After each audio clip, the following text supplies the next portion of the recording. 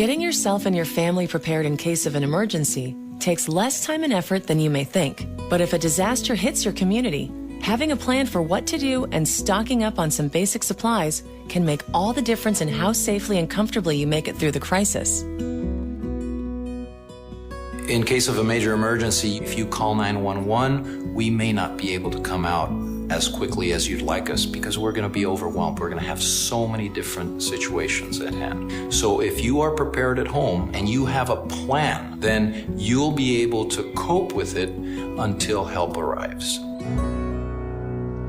In an emergency, everything goes out the window. Your emotions, the fear factor, confusion. If everybody's aware of the plan and can execute the plan, that increases your survivability. Take a few minutes to check out the tips and tools available on ready.gov that make getting prepared easy.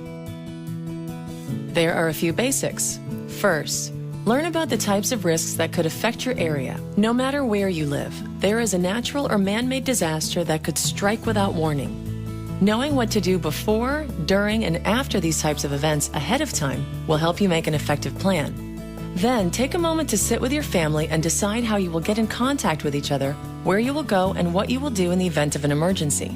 Having a plan that everyone in the family is aware of can be very helpful in those situations where the family members are not in the same place. You can use the Family Emergency Plan available on ready.gov to organize family information and help you develop a plan that works for you. Identify someone locally and someone out of state who will be your contact person in case of an emergency. And learn how to send updates via text messaging to your friends and family.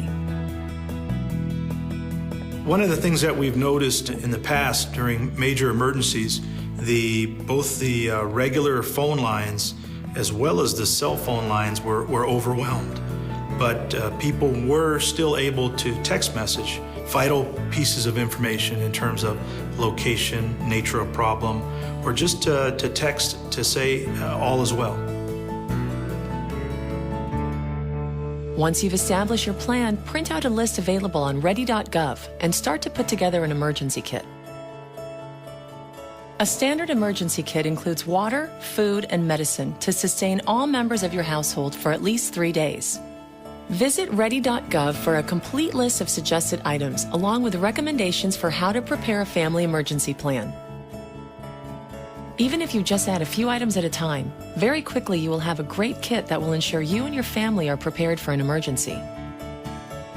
Also, be sure to keep a copy of the emergency plan together with copies of important documents like birth certificates, insurance policies, and financial forms in your emergency supply kit.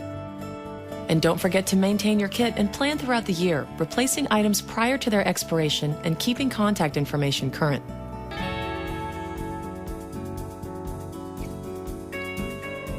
Remember that emergency preparedness is not something you can do once and forget about it. Make sure that you review your kit periodically, you update any medication or food and supplies, and also that you periodically review it with your family. Inquire about emergency plans at places where your family spends time, like work, school, faith organizations, and recreational activities. Finally, get to know the local resources available in your community. Ready.gov can link you to local emergency information and contact numbers, information about sheltering and evacuation, and how to get local alerts and warnings. We can't predict where or when the next disaster will happen, but we do know that when the time comes, individuals and families who have taken even a few steps to prepare themselves will feel more confident and secure in their ability to get through it.